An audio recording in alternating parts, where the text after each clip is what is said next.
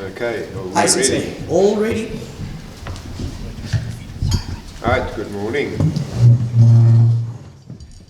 So this is not an easy task in a very short time to give you a history of a nation, because the history of Kendo is intimately intertwined with the history of Japan. And in Japan, by the way, you're very lucky you're not in Japan at the moment, otherwise you'd all be sitting in SEFOR for about an hour. So, time in Japan is measured in terms of the rule of the emperor. So each emperor has an era named after him, and for instance, the new emperor in Japan has just been installed, and the new era name is Reiwa, and we are now in the year Reiwa number 1. So that's how the times are measured. And all the Japanese era are put into a bunch and put into what's called a period. Like we would have had, the Renaissance and the Middle Ages. They have their periods usually defined in terms of who was the significant ruler of Japan at the time, which would have been a shogun, and we'll come to that. So I'm not going to go through all the periods, but there are a couple that are important. There's the Muromachi Period, which spanned from 1392 to 1573. It was 181 years.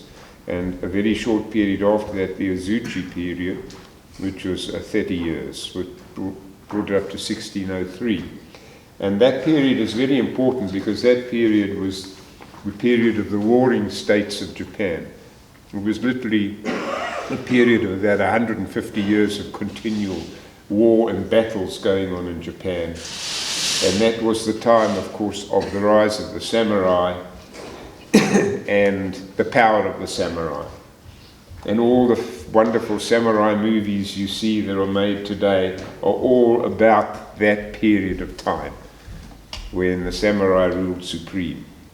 And that was followed by the Edo period, and that was the period of the Tokugawa clan ruling Japan, and that they did for 265 years. So that went from 1603 to 1868, and that led to the modern period, as it's called, from 1868 to cut to the present time. You might say that there's so many stories about it. The Japanese sword appeared around about the 10th century, probably copied from the double-edged Chinese sword, and it was refined into the sword that you recognize today, the single-edged weapon with a slight curve, the sori. And that sword was used by the soldiers of the time in battle and was carried at all times. And during that time, many schools of sword fighting emerged, and the techniques of fighting and the quality of the swords improved over this period of time. Once the warring period had finished, and one of the reasons it finished quite quickly was the appearance of firearms. The Portuguese arrived in 1550, and it's the first time that the Japanese had seen Europeans, and they carried on their ships a number of guns, and that changed Japanese society considerably. So guns were introduced in Japan in 1550-ish and became significant a couple of decades later. So you might say in the Edo period, after the warring period, that the sword lost so much of its significance in terms of a weapon of war, as there now was no war, and really was more symbolic of the warrior's status and authority. In order to continue to improve on sword fighting techniques, again, the late Muromachi period, about heading towards 1600, a sensei by the name of Kamizumi developed what's came to be known as the Fukui Shinai. There was a piece of bamboo which was split from the middle to the end and covered in a hide or a cloth. And this Fukui Shinai was the practice weapon that was used by most sword schools during this time. And interestingly enough, most sword schools, and at one stage there were 500 sword schools in Japan, most of them used kata as a method of training and non-contact as a method of training, because obviously if you're training with real swords, you want to avoid contact, otherwise you lose many friends. So Kamizumi's school ended up as the famous Shikagi-ryu, which you might have heard of, and the development of the Fukui Shinai allowed the pupils in his school to do full contact cuts without fear of serious injury, even though it was quite a nasty thing. At the beginning of the Edo period, which was around about 1600, for the first time primitive training armor was developed. And it took another 100 years, until about 1700, for the armor to be improved to the state where the practitioners could be using the Fukui Shinai vigorously, to cut serious blows. So if we move to about 1780, and by the way, kendo had not been invented yet. The word kendo didn't exist. Kenjutsu was the word that was used. And kenjutsu practice around about 1780 was standardized amongst most sword schools. For the first time, the targets of men, kote and do being standardized across many schools so that they could have inter-school competitions, if you like, but still using the Fukui Shinai. By 1830, the training armor had further developed into something very similar to today's armor, and what was known as the Wari Shinai appeared, and that was a Shinai with 4 or 5 split pieces of bamboo, very similar to the Shinai that you use today. If we have a look at feudal Japan, really, from the beginning of Japanese civilization, Japan's been ruled by an emperor. It's the longest dynastic line in the planet. And until 1185, the emperor ruled Japan seriously. However, from 1185 onwards, the emperor lost power over a number of series of wars, and finally in 1336, the emperor, fearing that he was going to lose the title of emperor, appointed the head of his army as the shogun, thinking by giving him the title of shogun, he would protect himself as the emperor. And from that point on, basically the shoguns took the power away from the emperor, and the emperor became symbolic. And that happened in the Civil War of around about 1336.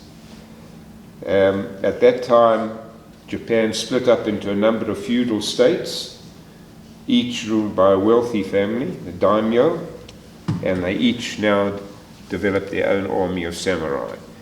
And at one stage there were over 400 feudal states in Japan, and they were all bickering with each other and fighting with each other and attacking each other, determined to grab land from each other. So that led to your 150 odd years of civil war in many ways. And you can say from this time on, from 1336 for the next 700 years, the emperor was symbolic in Japan and the shoguns ruled Japan with an iron hand. As I said, in 1543, Portuguese trade ship landed in Japan, and the guns brought great changes to Japanese society. And the major use of guns probably happened in the well-known Battle of Nagashino in 1575, when 2,000 guns were used by Oda Nobunaga's forces to shoot down a charging cavalry of samurai who still carried swords. Sounds familiar. sounds very familiar. You've seen it in many movies. Yes? And Oda Naga at that stage was a very powerful samurai, shogun, and ultimately in 1600, the largest Japanese armies ever assembled at that time, something like 250,000 men on both sides. I'm not going to go into the complexities of the war, but the famous battle of Sekigahara is the largest battle and the largest samurai battle that ever existed in Japan, and something like 250,000 men were involved in the Eastern Army and the Western Army, and the Eastern Army was led by the very famous Ieyasu Tokugawa, and in an incredibly complex series of events, this amazing battle took place, and Tokugawa won the battle and took power and became the shogun, and he basically, his family ruled Japan until 1868. The Tokugawa shogunate, which became known as the Edo period. And the final samurai battle took place, ultimately cementing Tokugawa's power, took place in 1615 outside the walls of Osaka, the Battle of Tennoji, and this was won by Ieyasu Tokugawa, who was actually wounded in that battle but did survive. So it's very important to look at the Edo period, the Tokugawa shogunate, because during this period of military government, and basically we're talking about a military government for 700 years, society was based on a strict class hierarchy. At the top were the royals. It was the emperor, the shogun, and the daimyo. This was followed by the warrior caste, in other words, the samurai. Next were the farmers, then were the artisans, and finally were the merchants, which we would know as used car dealers in our society. They were at the bottom of the tree. In 1635, Ieyasu expelled all foreigners from Japan. He thought they were causing trouble. And many peasants who had been converted to Christianity were persecuted quite vigorously, and Japan entered into an era of isolation from the rest of the world, and during this time external trade was very, very strictly controlled. This period was essentially a period of peace under the Tokugawa shogunate and the 300 regional daimyos, the 300 landlords. It was characterized by economic growth, strict social order, isolationist foreign policy, a stable population, and no more wars. So what were the samurai going to do in this period? They had nothing to fight for. So the samurais, in essence, became bureaucrats, became teachers, became artists, and many of them opened sword schools and started teaching swordsmanship.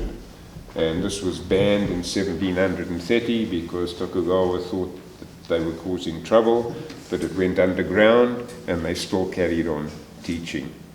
So many sword schools flourished during this time. The Tokugawa shogunate came to an end with the so-called Meiji Restoration after the fall of Edo. That's Tokyo. And that happened around about 1868. And a lot of things happened around this time because the shogunate was getting weaker.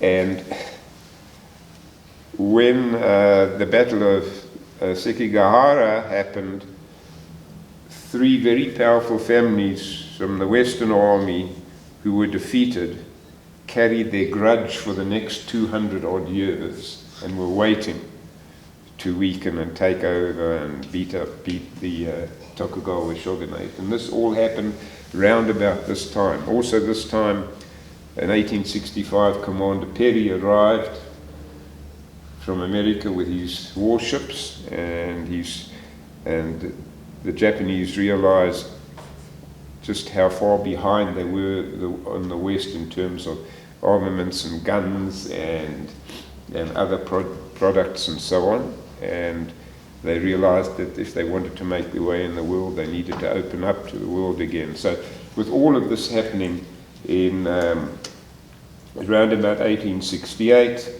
the Meiji Restoration happened, where the Emperor Meiji was restored to power.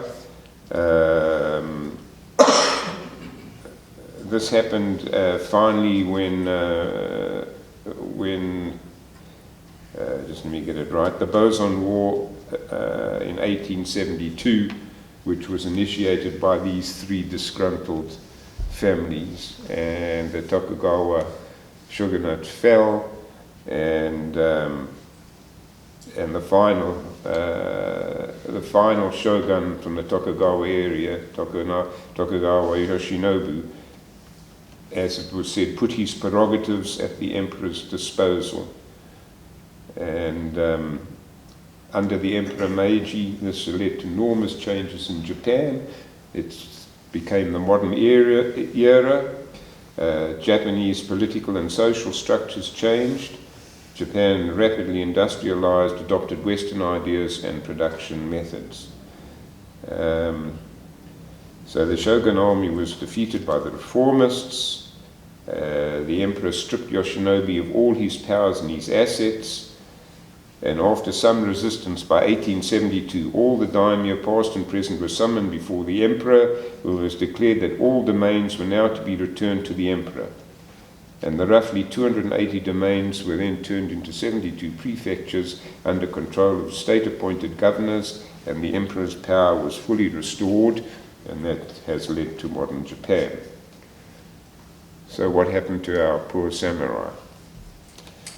Of course, during the peaceful Edo period, the importance of martial skills declined, and as I've said, many samurai became bureaucrats, teachers, artists, or sword school runners. The Japanese feudal era came to an end in 1868, and soon thereafter the samurai class was abolished with the caste system.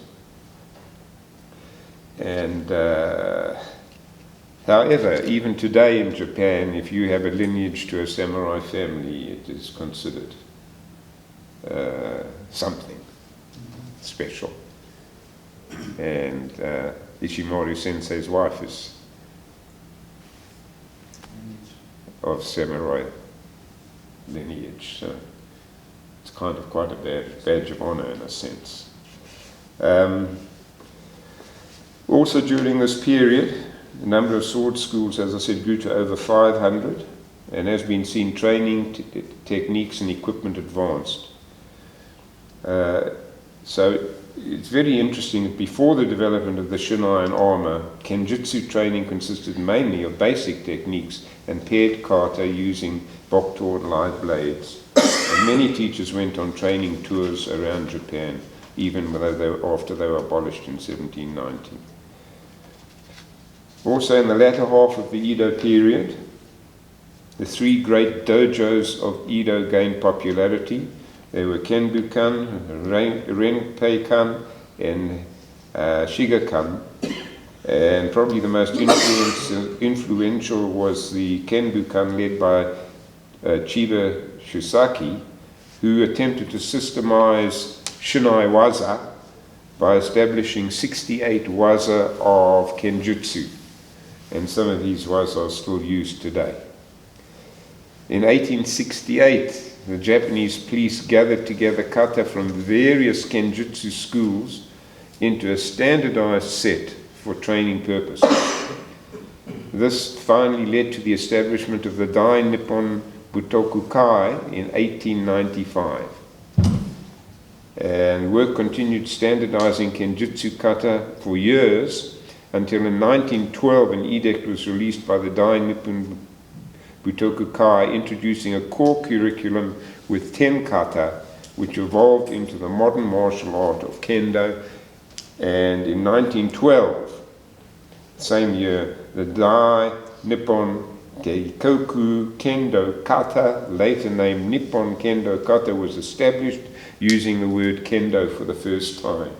And at this point, Kenjutsu changed to kendo.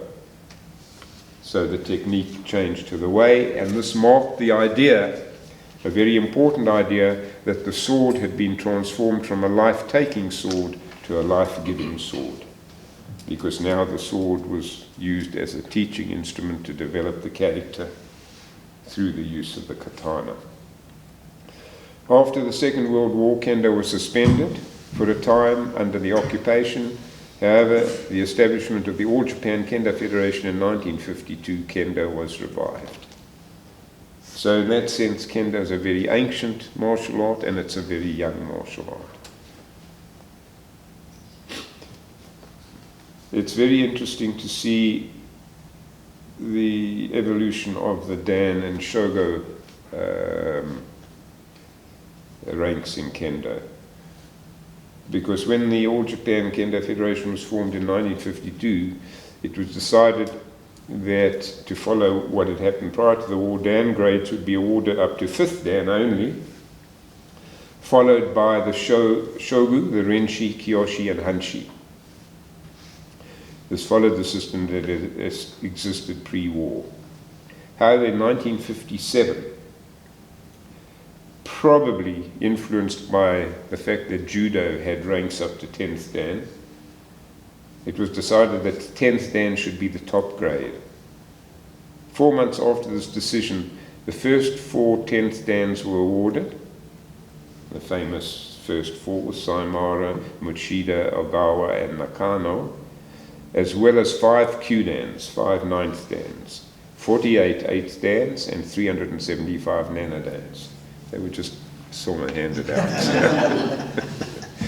we should have been there. 5 years later, the Kyudan Oasa Yuji was elevated to Judan, so there were only ever 5 10th Dans in Japan.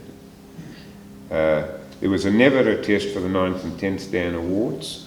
They were all awarded by committee. And in 2000, the rules were changed, abolishing 9th and 10th Dan, making Hanshi the highest rank in kendo. All of the 5 10th Dans were born before 1900, so none of them are around. And over the decades from 1950s to the 1990s, 79 9th Dans were awarded by the committee. As far as I know, the youngest Kyudan was born in 1926, and that was the famous Nui sensei, and I have a feeling he passed away recently. He was the last of the 9th Dans. So the 9th Dans were awarded in the 1950s, the whole decade of the 1950s, 12 9th Dans were awarded. In the 1960s, 14 9th Dans were awarded. In the 1970s, another 12 were awarded. In the 1980s, 24 were awarded. In the 1990s, 17 were awarded. And then when the All Japan Kendo Federation abolished the 9th and 10th Dans, 2 of the 9th Dans returned their 9th Dans, so here, have them back, we'll become 8th Dans. So that's kind of a brief sense of where kendo has arisen, why it's old and why it's young. And even though it embodies the essence of the fighting arts of the samurai. The samurai, last time they fought was like 500 years ago. So it's very interesting to see how this tradition has just flowed through. And of course in kendo, the development of kendo has really only been for the last 50 or 60 years. And even in our time, we have seen changes to kendo, we've seen changes to the kata. So it's still an ongoing developmental thing. So there's a brief snapshot. And I thought it'd be better if then you had questions or want to ask anything about kendo, about the history, and satisfy your curiosity. Oh, I cleared it all, did I? Yes? Do you know what stances were taken out of, or weren't used in Kendo that were used in Kenjutsu? Kenjutsu, the stances are very different, because you must remember in Kenjutsu in the war, first of all you must understand that once guns arrived in Japan, the whole essence of the samurai and war changed. It's very interesting to note that, of course, battles were fought on rough ground. So very much you'll see the stance of the swordsman was like this, because this gave far more stability on rough ground. And it's only because we deal with nice smooth wooden floors that the whole feeling and movement and stance has changed, especially again the use of the shinai. It's supposed to be a sword, but it's not a sword. It's very different. So all the balances have changed and everything has changed. But you'll see, if you even look in the old movies, you'll see this is the stance that swordsmen adopted on rough ground. It's also very interesting that whenever a battle took place, the daimyo, or the shogun, had what I suppose we would call today a battle auditor. And what did the battle auditor do? He'd go out into the battlefield and make an audit of all the samurai that belonged to that daimyo who were killed in the battle. And he would very clearly make a list of all the wounds received by such samurai. And if that samurai received the wounds on his back,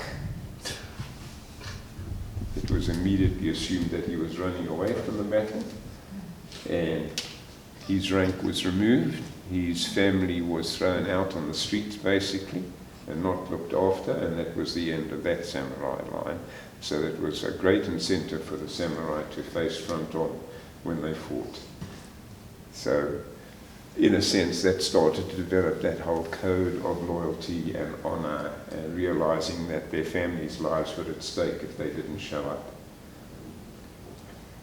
And of course the samurai they were in one way imprisoned, because they were always kept in the castle keeps, as it were, and close to the daimyo or the shogun. And in the other they had immense power, because they really were top of the food chain. And if anyone disrespected a samurai in any part of society, out in the street or whatever, the samurai could take their head off with no consequences whatsoever. So that gave the sense of why I think this, almost in the Japanese DNA, this sense of obedience, if you like, to a senior,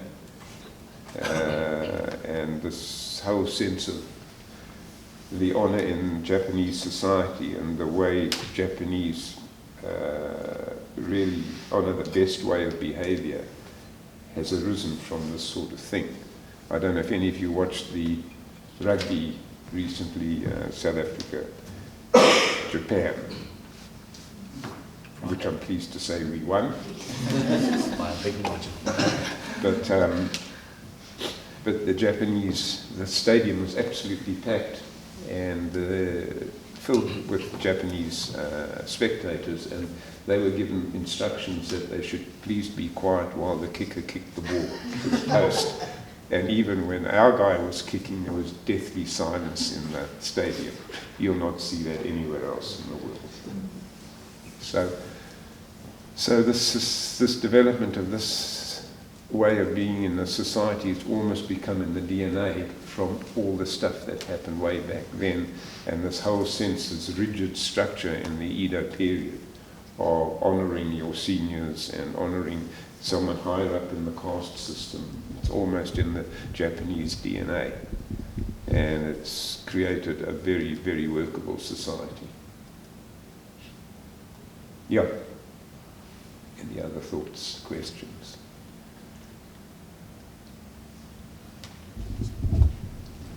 Sensei. So I think the latest movie that shows the last battle. I think everybody's watched it. Sekigahara. Yeah. Yeah. Is that pretty accurate? It was an incredibly complex battle. You know, I've read the history, and I mean, item bearer. You've got to draw a map, and you've got to draw all the different